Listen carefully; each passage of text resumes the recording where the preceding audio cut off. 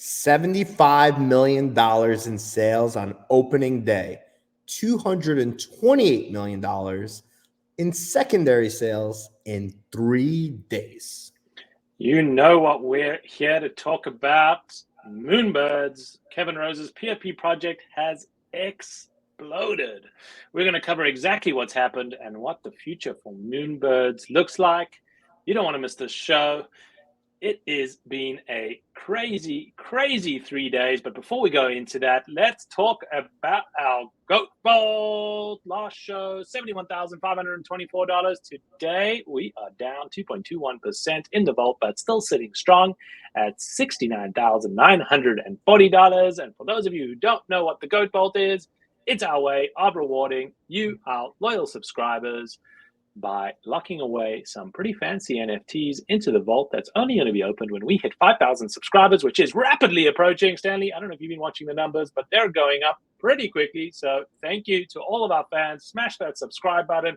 Once we hit 5,000 subscribers, we're going to be giving away that $70,000 worth of NFTs. And by that time, it could be worth a whole lot more, at its peak worth $93,000. So hit that subscribe and tell your friends. Let's go into the talk of the day, the talk of the weekend, the talk of the town. Talk of the year. Moonbirds, Moonbirds, and Moonbirds. What the actual, Stanley, you tell us. I'm actually speechless. And by the way, before we get into Moonbirds, Kevin Rose, if by any chance you want to be a nice guy and donate a Moonbird to our GOAT Vault, we will gladly welcome it, lock it up, and give it away to one of our subscribers once we hit 5K. Let's get into Moonbirds. Moonbirds came out last Thursday, sold out. You had to be in the whitelist. We covered it in our previous video. If you haven't seen it, make sure you check it out right there. Yeah, right off the bat, I think price went up to 8 Ethereum. On secondary, I had a buddy of mine mint it, says, what should I do? Should I buy it for 2.5 Ethereum? Should I buy? Should I sell it? Should I hold it? My recommendation was to hold. He did not listen. Listed at 9.5. Texted me this morning, said, I will never doubt you again. I should have sold. I mean, look, they absolutely exploded. They kept going. I did not mint any. I know you didn't mint any as well. You and I have been texting back and forth and FOMOing like crazy about these Moonbirds. But the community has absolutely exploded. Every ape, I don't want to say every ape, every punk ape and everybody in between who got a Moonbird changed their profile picture to a Moonbird, and they are the talk of the town. Gabby, our producer, shout out to you. While she was prepping the show, I believe the price was around 18 Ethereum. Once we started recording the show, it was almost at 21 Ethereum. It's going nuts. It is going nuts, and in its short existence, it has surpassed the total sales of Doodles, a project that has been around for 6 months in the market, and it only took them 3 days.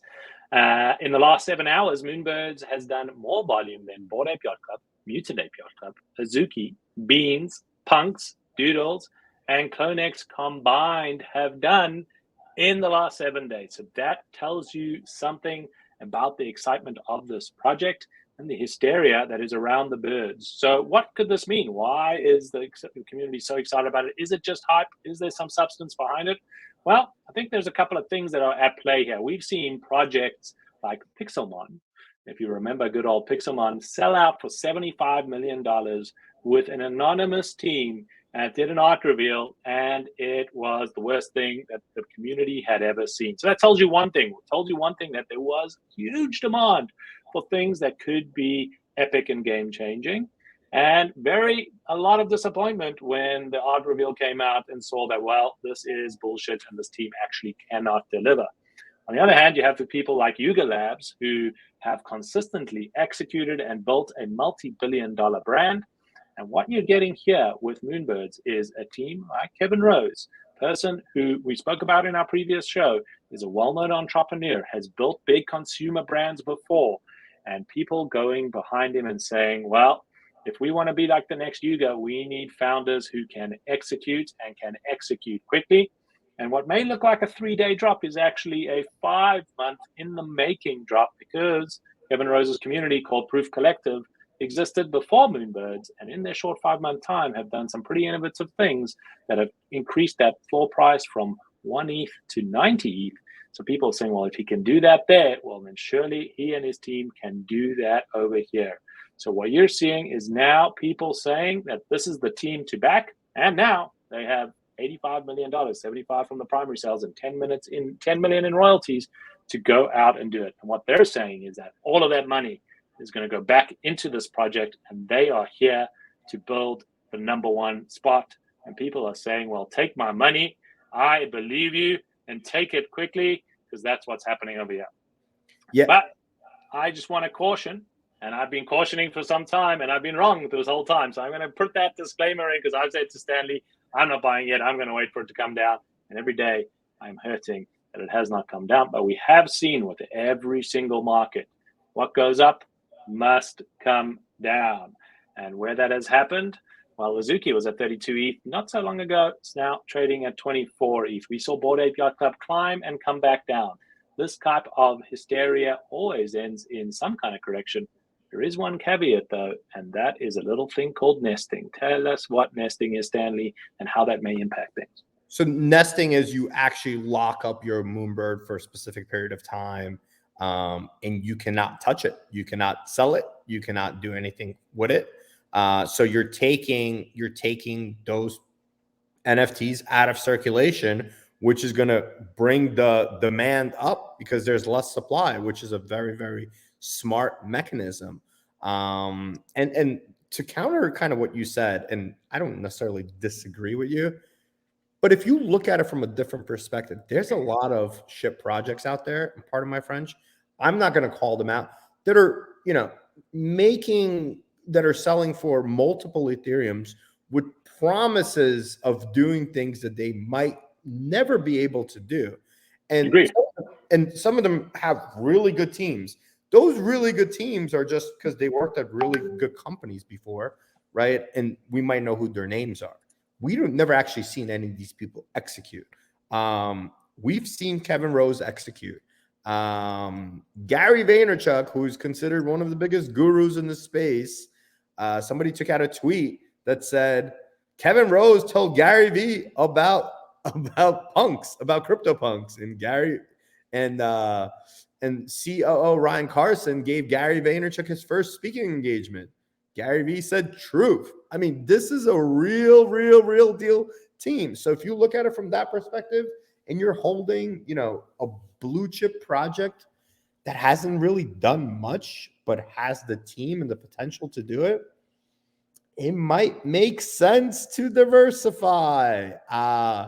So what I'm hearing you say, Stanley, is at 20.83 ETH, you are a buyer today, and you're going to figure out, you're going to sell some NFTs, trade in from other communities, and you're mooning into Moonbirds.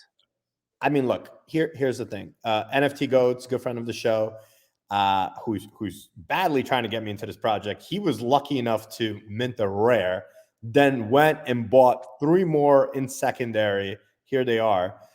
He's saying he got a follow from Kevin Rose. He's all hyped up. He's ready to go. He's saying we got to go. This is a project that you want to have exposure to.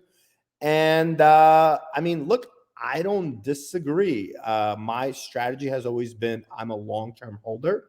And if I am looking at this from a long-term investment, doesn't matter if I buy it at 17, 19, or 21. If I believe this is going to go to 100 ETH, the answer is no. Does it make it easy to go buy a 21 Ethereum? The answer is also no. I don't know. Yasi, what are you saying? Are we buying? Are we selling? What's the long term look like? Long term, I think you're right. This is going to probably be one of the major contenders in this space, and wouldn't be surprised to see Moonbird sitting in the top 5 category in the weeks, months, and years to come. That's not to say there won't be some corrections in that journey. The attention in the NFT space is a microsecond, and today Moonbirds is hot. Tomorrow I don't know, squirrels are going to be the hottest thing since sliced bread because someone else is going to be doing with some interesting mechanism, and the intention on Moonbirds will drop. So, like anything else, what I've learned in this industry is our job is to accumulate the things that we think are long-term bullish on. Let's use Bitcoin as an example. Every time Bitcoin dips, my job is to buy some. Every time it dips, just buy some more. Every time it dips, buy some more. My second job is to hodl and hold on to it for dear life. Well, if you think Moonbirds is going to be the #1 NFT community in the world in the years to come, well, then your job is pretty simple. Every time there's a dip, you should buy some. And every time that opportunity exists, double down and hodl. Whether that's the time is now or in 3 weeks or in 6 months, well, if we could predict, we'd all be billionaires. But I do think there is something here. No money, this money is being thrown legitimately at this time. We've seen some crazy things in the space, but this time I do think it is warranted. And you do have a team here who I think the execution risk in the equation has been largely taken out. Whether the market fit, whether there'll be an ongoing market for what they're selling, well, that's yet to be proven. But you do have a team here who can execute. And if you're backing that, well, you have a winner. And Kevin Rose, if you want to come on the show, open invitation. If you want to donate that Moonbird to Go Bolt, we welcome it, welcome arms. If you want to come on the show and talk to us about the strategy and the game plan for long term with Moonbirds, we would love to have you on the show. If any of our audience wants to tweet at him and tell him he should be joining and coming on to our show, please do. Listen, I'm a fan. I think this thing has legs. Hashtag none of this is financial advice. Do your own research. But there's been so many projects that we have literally covered on the show where, you're picking them and you're saying, hey, this has a chance or this looks good, but it's all very speculative, right? It's all very, we don't really know if these teams could execute. You have somebody here that's proven, that says, I'm here to execute. I'm here to stay. I ain't going anywhere. I'm going to get off this show. There we go. Stanley's buying. I'm going to wait. And now you can make your own decision. Not financial advice. We hope you enjoyed the show. As always, we're here to have some fun and teach you along the way what's happening in this crazy NFT world. Until tomorrow, I'm sure there'll be some more craziness that we can report back on and be your goats in the metaverse guides. See you guys soon.